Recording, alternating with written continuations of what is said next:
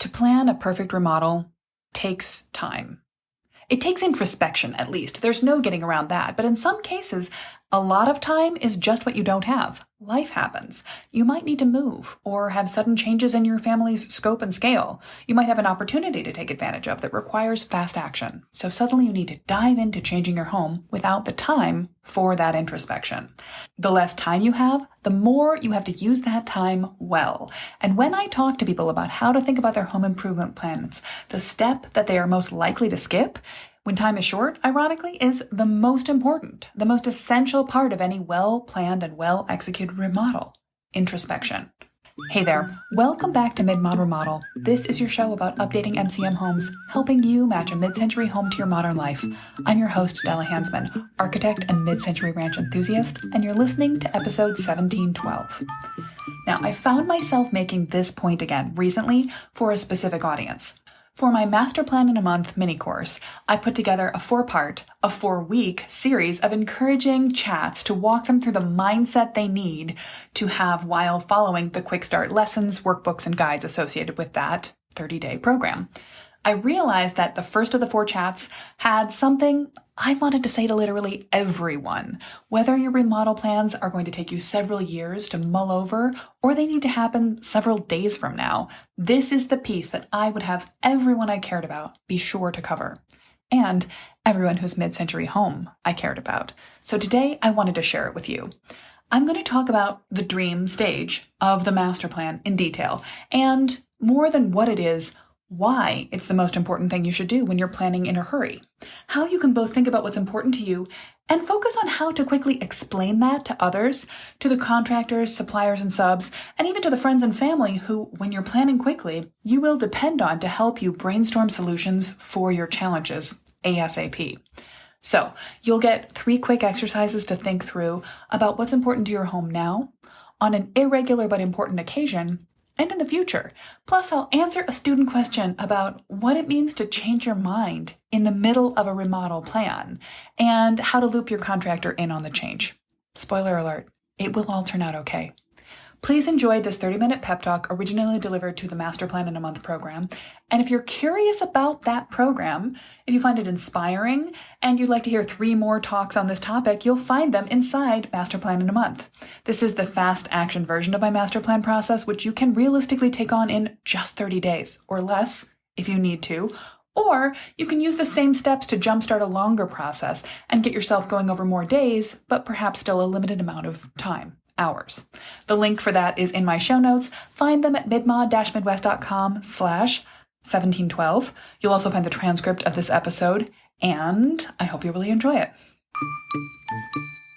Architect Chats. This is going to be a 4-part series that is meant to encourage the Master Plan in a Month members among us. For anyone who is new here, and for everyone else, this is all about the master plan process. So we are going to be thinking about 5D thinking. 5D processes are always going to be about dreaming first. What are your priorities? Discovering next. What's going on in the house itself? Distilling, focusing your mid-century style. Drafting, considering options for what you might do, and then developing, pulling together the documentation that's going to pull you forward into a clearly executable plan for your team, yourself if you're DIYing, or the various contractors and subcontractors and other design assistants who are going to help you get this done. This is week 1 of 4. If you're thinking about master planning in a month, you've got 4 weeks to do it in, and there are 5 steps. So obviously I'm going to start at the beginning and talk a little bit more about the dream process today, but I am also beginning with dream because this is the most essential step. This is the one thing you cannot do without asking yourself the questions about what's important to you, what are your goals for the life you will lead in the house, the way the house around you will shape you once you have shaped it, are foundational. And if you got time for nothing else, this is the most important thing you can do with your energy. And we'll go on to the other pieces as we go through the program. Feel free to go at your own pace, jump to the pieces that are important to you. But if you want to plan a remodel the right way, a plan a remodel that's going to go as fast as possible once you really get started, I recommend you really dig in on Dream. And so even though we've got 5 modules and 4 weeks, I would say spend this entire first week thinking about dream. Now, maybe you already have, but I'm going to talk a little bit more about some of the exercises that we share in the Master Plan in a Month program. We share the first exercise that I give to everyone, my own clients, to the Ready to Remodel students, and that is to write your ideal home profile. Now, this task to identify what you need so that you can share it is, from an outside perspective, what sets you apart from other remodelers, from the sort of hypothetical resale value family that we think about when we worry about things like, a lot of my clients don't really like the little half tub shower that they have in a mid-century bathroom. They wonder, could I just take it out? Can I just have a shower? But what if it's the only bath in the house? What about resale value? The thing is, more than half my clients ask me that question. And obviously, the people that come to me are not a full, evenly spread out sample of everyone that lives in America and wants things for their home. But I'm still willing to state that enough people in this era are sick of those half tub, half shower setups that they won't care if you take the tub out of the house. And resale value, that hypothetical average family, may not be the next person that owns the house either. So that's one example. By the way, some other people love to bathe.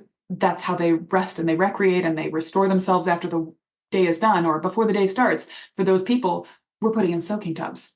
So even for that resale value family that wants a tub, they might just want a better tub. Anyway, this is all coming down to the point of personalization. So from an outsider perspective, what you're doing when you're thinking about the process of letting in extra people who are showing up. Hi, welcome, glad to have you here.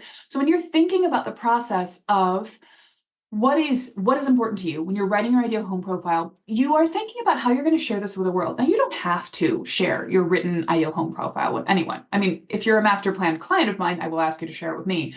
But it is a good way to try to step outside of yourself and think about what makes you different from the other people that your helpers in the remodel are going to be interfacing with.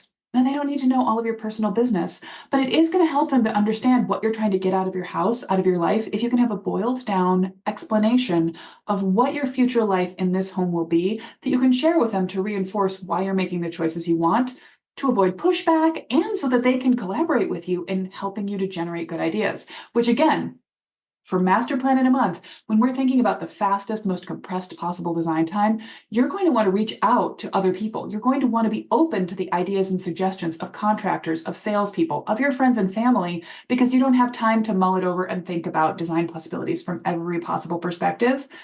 They can only give you good advice if you have framed your challenge well for them.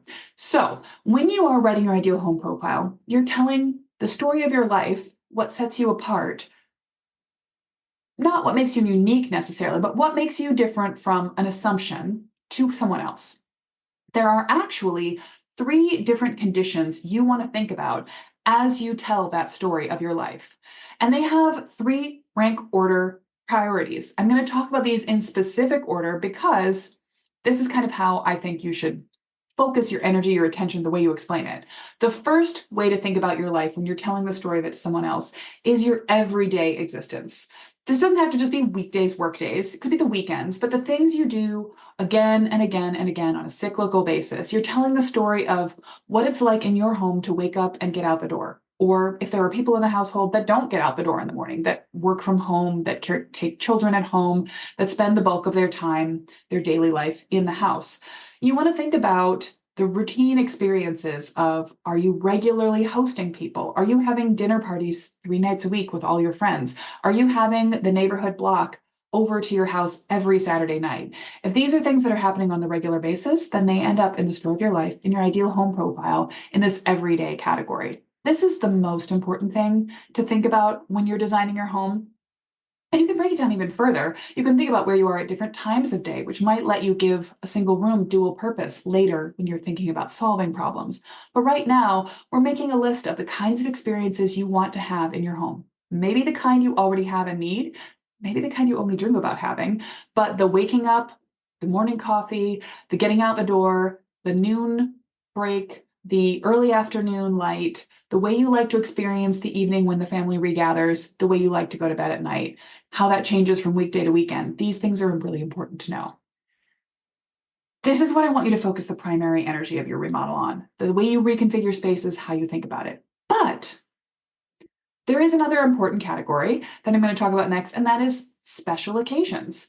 This might be a holiday or the holidays if you celebrate the winter season holidays in some major way. It might be a time when family regularly comes, when you have a regular annual whole family reunion every July. They all show up at your house. You put some of them up, some of them are in hotels, they're coming in and out, there's chaos all around. This is important to know. This is also important if you are, for example, okay, I'm going to pull from a couple of clients here. The family gathering family. We've had a couple of clients, often who are taking over a family home. That family home is the existing hub of major family gatherings. So in 2 cases, we've had someone move into their grandparents' home. Their grandparents had been extroverts, hosters, big extended family, and they were taking on the house, sometimes at a discount or sometimes just with a family understanding that people were going to be showing up at their house regularly, not every weekend, all through the summer. We were going to have a host of kids and other adults, people swirling food being made by all sorts of people running out to the pool, showering, sleeping, napping. All these spaces need to be contained within the house. In another case, it was a little bit more lightweight, but they needed to have a social space for daytime gatherings of big local extended family all showing up. So multiple sitting areas, social rooms, family rooms that could all sort of interact. You could holler from one to another to start a conversation, but you could also set up kids in one corner, have a TV show playing in another, an adult conversation having in another one. Good flow out to the patio space for summer overflow. And one of the things we were working on in their remodel was making more space in the basement that, again, would be a place where a different level of energy, noise, volume could be happening at the same time. There's a different kind of hoster that you might be, and it's important to know the difference. So if you're having everyone over every weekend, that's one kind of house that you need to create around it. Another case might be if you have international family who come, or friends, who come and stay with you for big chunks of time. That's a very different house shape requirement, set of needs than someone who has a bunch of family over for daylight hours every weekend. If you've got parents, in-laws, people of multiple generations coming and staying in your house with you for a month or 6 weeks at a time, you're going to need more sound separation, more privacy, places for people to sleep, but also places for people to bathe, maybe make their own morning drinks, have some away separation time. This is a great way to sort of take the rough edges off of any potential family conflict. So that's not something that always occurs to everyone. I ask these questions to my clients when I meet them, and sometimes it's something they've already volunteered to me in the intake forms that we go through and the other conversations we've had early. Sometimes it's not. So writing your ideal home profile is a way to step outside of yourself and think, what might someone else not know about me that my life needs and therefore my house needs? These kind of special occasions are important. And actually, if you're curious, I would point you towards a podcast episode. I'm not going to call it to mind right now, but I think it was winter, maybe 2 years ago. So let's call that 2022 December episodes, talking about how you can use the holidays specifically to plan. You can think about while you're hosting, or you could do this summer. If you have a family gathering, think about what are the pinch points in your house while you've got people over. Where are you frustrated? Where is clutter accumulating? Where are you bumping elbows with people? Is it too unspacious in your kitchen? I don't recommend you build an entire house that you remodel everything around those special occasion situations. But if you need more flexibility in your space, that's something to definitely take on. And then there's a third category. Now, this is perhaps the least prime, the least important for you to focus on, and that's the future. What is the story of your life 10 years from now, 20 years from now, 40 years from now? For people who know that they want to stay in a house, they are not hoping to change jobs. This is the place where their extended family is. This is a great house. Why would they ever leave it? If you know you're building your forever remodel, you do want to think about the future. And particularly for people in sort of the more shifting life stages, if you've just coupled up and you're hoping to have kids, you're having big transition on the horizon. If you've got little kids, imagine the future where they are more grown up. is your house going to work as well for toddlers as it is for teenagers, and vice versa? If you've got teenagers, what's it going to feel like when you are an empty nester?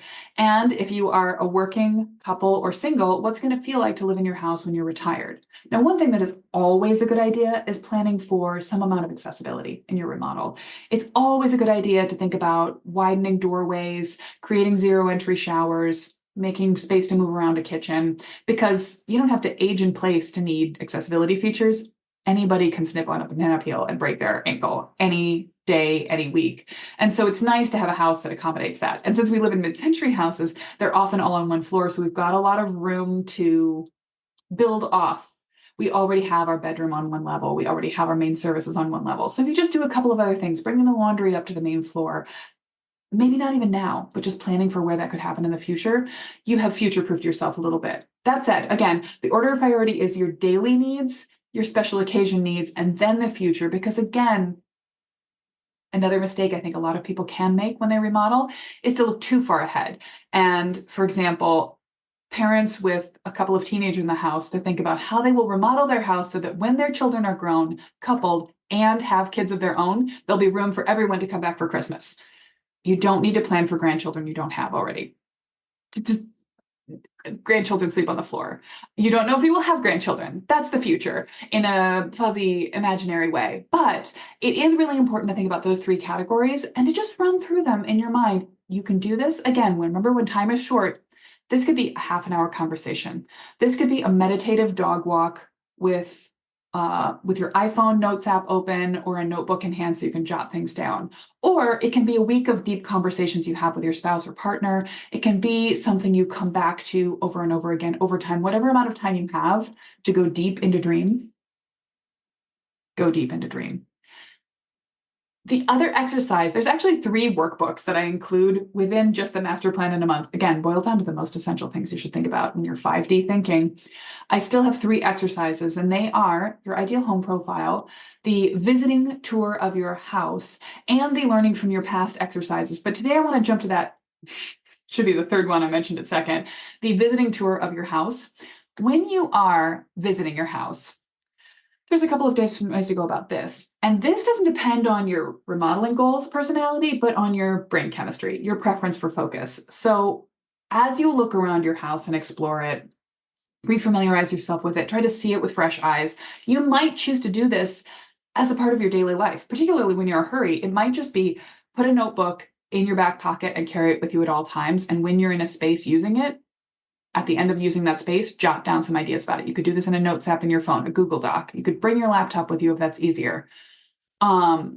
Otherwise, if that feels too chaotic, if it feels like you can't get lunch ready and then process what it was like to get lunch ready and then move on with your day, then you need to set aside some special time that's different from your regular daily life on a weekend, on an evening, after everyone's gone to bed, and move around the house from place to place to place, visiting them more intentionally and just conjuring up the things that happen during the day, during the week, on special occasions. And of course, you can't conjure the future, but you can imagine it.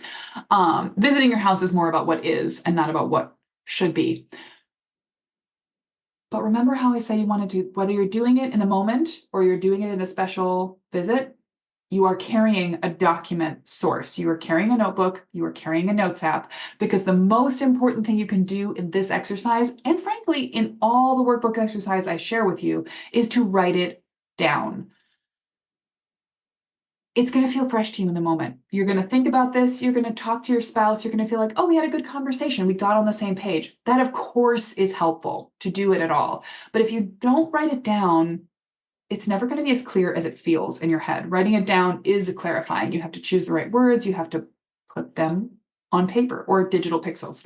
And it's also going to be so much easier to come back to, refresh your memory later, and to share with someone. So whatever you're doing with any of the workbook exercises within Master Plan in a Month, within your Master Plan process, remember to write it down or type it down or speak it into a voice recorder. However you choose to catch it, catch it. I also wanted to say, while we're talking about the subject of visiting the parts of your house, which again is a really important part of the dreaming exercise, it's borderline, it's crossing over into discovering what's going on, but I'm less interested in this case about the structure of each space in your house and much more interested in how they are being used in your life, how they are working for you, or not working for you, how you're fitting your life into the spaces that you have. When you are visiting your house, I think at some point I refer to this as a listening tour. That's a metaphor, obviously. And it's not just about, it can be about your ears. It can be about what you hear. How is the sound separation between one room and another? And how does that make the room that you're standing in right now the best use for what you do in it? But it's about all of your senses. It's a lot about your eyes. Where does clutter accumulate? But it's also about your feelings. Where do you feel clutter accumulating? Because anywhere that things end up out of place, the sort of places where non-important, non-room specific materials just kind of wash up and get stuck and stay for too long, get dusty. Any place you lose things, that's a sign of a mismatch between your life and your house. There's not storage for something where it needs to be, or there isn't a direct path from the place where you use a thing to the place where it goes, to the place where you don't want to have it on you anymore. This often happens if there isn't any kind of a defined entry area, either at the front door of the house or in some sort of space between outside and the kitchen. And it often means that backpacks, lunch boxes, coats, sunglasses, keys end up on kitchen counters and get in the way of cooking and get tucked away somewhere and get lost. So another thing to listen for is frustration and disagreement. It's often true that the places where you have disagreements with between people in your household, if you get annoyed at your kids, if they get annoyed at you, if you and your partner have disagreements about timing, someone runs late all the time. Now, you can't change whether you're an early person or a late person with a remodel. I'm not a social engineer. I don't believe your house is going to solve every problem, but I do believe your house can cause some problems, and we want to remove all of those in our clever, well-planned master plan. So think about the places where you're waiting for someone who's lost their keys, or you yourself always have to run back for something and someone is waiting on you, or where it's just hard to get kids focused and ready to get out the door because there's too many distractions around, and the pet's crate is also in the same room where the outdoor things are kept. Sometimes there are practicalities. You need to keep certain things adjacent to each other. That example of pet crate, place to get out the door, these things can make sense. It's often a wash and ready room if you've got a mud space. It's the access to the backyard, it's the access to the garage. But thinking about where, for your particular family, for your lifestyle right now, where things are causing problems is a great jumping off point for how to think about reconfiguring the space. And there is only so much we can do to completely change the way your life is working, but all of these things are data. They are opportunities. So if you feed all of this into your head, if you're generating your ideal home profile and writing it down so it sticks in your memory, if you're taking the time to reflect on the places in your past that have been meaningful to you, and what about the space of those places has made a difference to your life, if you think about what's going on in your house right now and where it's rubbing you the wrong way, you have the raw materials to solve problems creatively and to share problems with people when they have an opportunity to problem solve for you. So getting all of this stuff put together is the most important thing you can do right now. And I hope that this is how you are spending week one of your master plan in a month process, or if you're doing it faster, a proportionate amount. Use about a quarter of your time, if not more, on this dream phase. It is infinitely useful and powerful, and you can return to it again and again and again, whether you're working on just one little room right now. This work that you're thinking about your bigger house will apply. And if you're thinking about a bigger space, your whole house, you can come back and ask yourself these questions again if you ever feel like the answers are fuzzy. All right, so there's a pep talk. I had one question. Julie, you are here right now, and if you can turn on your audio, you're welcome to elaborate, but you shared a really clear question that I absolutely wanted to address today because it's perfect timing. It was the perfect question for this week one big picture dream issue. And what you said was that I'm too ashamed to go back to my builder and interior designers and tell them to scratch the plan they're ready to quote us this week. I'm thinking I should wait and see what the quote is, then come back with a new plan that I'm working on now. What can I expect from their response and how best to proceed? So, Julie, you are so in good company by having already gotten the ball rolling on a process with people, with a team, with other people in design, with contractors, sometimes with your spouse or partner. A lot of people come to the master plan process in the middle of their story. Whenever you have time to inject some master plan thinking into your process is the right time. At the start is easier and cleaner, but it's never too late to begin. The answer of how this is going to go over with other people depends on the other people. If they are interested in a really good outcome for you, they are going to want to know what your new thoughts are at any point. Now, there may be some natural annoyance that if they've done work based on instructions you gave them, and now you want to change the sort of basic philosophy of what's going on, they may think, well, what was that time spent for? But I think actually there's always something to be salvaged. Ideally, there's usually something to be salvaged, and a really good team is going to be more interested in a good outcome than they are in going from point B to point C to point D as quickly and effectively as possible. This is the time, while we're still talking about quotes, while we're still talking about designs, it's never going to be easier to change your mind. You certainly don't want to let them get into actually getting into demolition, getting into construction, and then realize that there are important things to you that haven't been addressed in the remodel, because although sometimes those things can be addressed then, they're going to be way more expensive. So they're still in the place where they're giving you a quote. They're still in the place where they're putting together, they're documenting their plan for you. I mean, ideally, this is something they would have known before they did that work, but this is the best possible time to let them know that your thinking has shifted. So I think actually, if you can just take a deep breath and feel like the work you've done, completing the dream phase, congratulations. This is really just setting you up to respond well to what they've shown you. So you can look at what they've got. Some of it may be very aligned with the thinking you've been doing. Some of it may have shifted, but having as much clarity to share with them as possible will be really helpful. And again, they're going to tell you their quote. You're going to tell them what you would like to change about the design, about the process, and then that's going to change the quote. It may make it go up. Honestly, there might be some ways in which it comes down, but this is the back and forth. I think as a female socialized person, even as a designer myself, when I am the client, when I am working with a professional, I always want to make their life go as smoothly as possible and cause as little fuss as possible. I want to do that so they don't overcharge me, but I also want to do it so I don't annoy them and so that everybody just gets what they want out of life. But the real bottom line is that you're about to pay them to do work. And not only should that work be what you want for your sake, but they don't actually want to do work you don't like. It's not good for any of their business models to have their clients come out at the end of a process frustrated and unhappy and sort of silently seething. That's not going to get them referrals. That's not going to get them repeat work from you. That's not going to get your neighbors to hire them.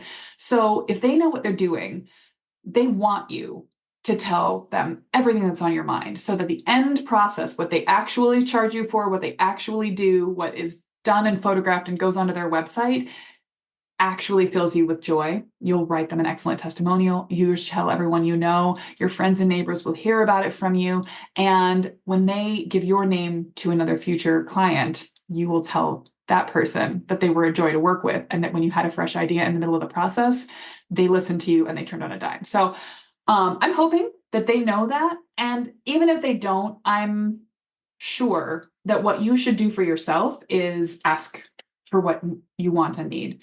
And knowing more about yourself, this process it may have changed the way you're communicating, it may have changed your list of desires, but it should never be taking you further away from what you actually want. The dream process can only get you closer to your ultimate goals. So I know it feels uncomfortable to feel like you're coming to this meeting where they're hoping you'll rubber stamp it, and you have a sense that what you've communicated thus far may not give them enough information to give you back something you can rubber stamp. But it's not a required rubber stamp. It's not required for you to just look at everything they've done and say, yes, this is the best possible time while you're still in design, while you're still getting the quotes put together, to change your mind. So go ahead and change your mind if you want to. You got my permission. If you've got leave to turn your mic on and say anything about it now, I'd love to hear any follow-up questions, how you're feeling about that. If you don't, we'll just leave it at that with my encouragement to you and to everyone to ask for what you want, even if it means changing your mind, even if it means presenting new information to your design team after the fact, that's okay. And this is also to any of it's unlikely that a master plan client would be watching this video, but I would say the same to anyone that I work with. I always want to know if your circumstances have changed. I want to know if what we're proposing, what our master plan includes is not what you're looking for, because it's not our goal to give you a design that's just cool but doesn't suit your life. It's our design, our goal to give you a design that perfectly aligns with the life you're trying to live in your house. All right. Well, that is 30 minutes of very solid pep. I hope that this architect chat has made you feel excited about the process. You're asking yourself questions, you're asking your partner questions, you're thinking about possibilities. Dream is really where we get to open up. It's not necessarily what are all the expensive things I would like to attach to my house wish list moment, but it is a moment of, it's a life wish list moment. And it's a time when you get to say, how could my spaces work better for me? And I should just emphasize that that does not mean how can my spaces be more expensive. Sometimes the things that we come up with when we realize what's not working in Dream are as simple as just rearranging the furniture, coming in and out of a different space.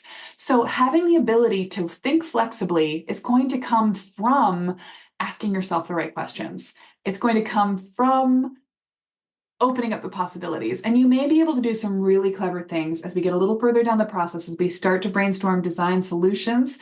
Having the right challenges all listed out for yourself just makes you more flexible and more able to think quickly and effectively. Okay. I am. Oh, hey, Julie, have we got you? Hi. Hey. Yeah, I got lost somehow. Do you hear me? Yes. Okay. Okay, good. I just wanted to interject. Thank you so much for responding to my question. Oh, good. But it was really obvious that I wasn't getting along with these people. The designers were trying to create ideas. They were introducing the dream, and I wasn't able to get there with them. And every time they would suggest things and show me things, I'd say, great. And I'd go home and I would say, no, I don't really think this is right. And I think it all came to being because I wasn't doing that dreaming to begin with for myself. So the lesson here was that if you're not getting along with these people, there's something missing, and Yeah. it was the dream part for sure for me. Well, then hopefully there's one more opportunity for this to work out. That if you have more of an idea of what you're coming from and what you're asking for, they may be able to meet you there. If not, this is a case I actually didn't want to go I didn't give the most negative scenario, which is sometimes you say what you want and the person you're working with can't give it to you, won't, Mhm. stable, can't see it. And that means there's a mismatch. And I don't recommend going forward with someone who can't respond to Okay, that you have. got But it. hopefully, if you, my goal with the master plan process is to make it easier for you, for me, when I'm a client, for everyone as a person getting help to get the help we're looking for. Because when we can ask our questions really clearly, when we know what we're looking for, it's easier for people to give us good suggestions, to give us helpful advice rather than just general advice. So, fingers crossed, if you can come back to your designer with more confidence you're asking for it, they'll be able to come up with suggestions that really land. Yes, thank you, Yeah. Oh, Della. that's such a perfect. Okay, that's a really positive, perfect way to end this. I'm going to leave you all with a note that knowing what you want is the most important thing, and it's the best way to come up with good ideas yourself, and it's the best way to get good feedback from other people. Which again, when we're designing in a hurry, we need a team. We need to get good ideas from other people, and we get those ideas by having really clearly requested situations so that they can give us suggestions that are going to make it better and the way that we want it worked with. So I will see you all again this time next week, and for 3 more weeks, well, 3 more weeks, including next week. And then we will continue to be available in all the other mediums, the podcast, Ready to Remodel. But for now, focus deeply as you can on dream. And once you've done your dreaming, jump ahead to the next step, because it's really great. This isn't going to be asking you to make a scale model of your house in the discovery phase within master plan in a month, but knowing a few key things about your house is going to set you up again to get the advice you need from the people you're working with and to have a great experience. So I'll see you all next week. And in the meantime, dream away. That was everything I need you to believe about planning a remodel quickly and well. The most important step to do right at the start. When time is super short, do not neglect this one. Asking yourself what you specifically, what your family actually need to get out of your house project, knowing what that is and being able to articulate it will allow you to skip over or shortcut some of the other parts of a design process, because you'll be able to communicate better with the people that can help you get the work done and make good choices, and it will set you up for the confidence and quick decision-making facilities that you need to hit all the question marks that inevitably come up in a fast remodel. If you'd like some help to do that, I'm here for you, and so is Mid-Mod Midwest. The most obvious jumping off point to check out would be the Master Plan in a Month mini course, which is carefully curated to contain everything you need to do a quick remodel with no extraneous bits. Or maybe you'd just like to hire Mid-Mod Midwest and me to put together a master plan on your behalf. But I'm still going to ask you to do the design thinking, the introspection that we've just been talking about in this episode. I can't come up with good design solutions for you until I know what the design problems you are experiencing really are. So find the transcript of this episode and a link to the resources I mentioned about how to get help at our show notes page, midmod-midwest.com/1712. By the way, the good news is that this work is not only potentially very easy to do, but fun and helpful in other parts of your life. It can be good for your efficiency of life, regardless of your house plans. It can help smooth over conflicts between family members, and it can also just make you feel more self-actualized and more in control of your day, your holiday times, and the future. So enjoy that. You may want to enjoy it a little longer than normal, because next week we will be taking the week off on the 4th of July from the podcast. Hopefully there's something in our back catalog that you can use to get inspired, or perhaps you'll just start doing some of the design thinking that I talked about today. And we'll be back in early July with a fun series that I am super excited to share with you. I've been having a series of chats with some of my favorite friends from the mid-century community, so stay tuned. Week after next, I'll be sharing 2 conversations I had with Jim Drzwicki of Ginkgo Leaf Studio on how to plan the landscaping around a mid-century house. Then I'll be doing a little series of these conversations with Jim, with Adrienne Kinney of Mid-Mod Colorado, with Susan Halla of Make It Mid-Century, and more through the rest of July. So I'm looking forward to that, and hopefully you are now looking forward to spending some time over the upcoming holiday downtime, however that may work out in your life, to contemplate how you can use your home better to facilitate special occasions like the 4th, if it is one for you, or regular daily life. I'll see you in 2 weeks.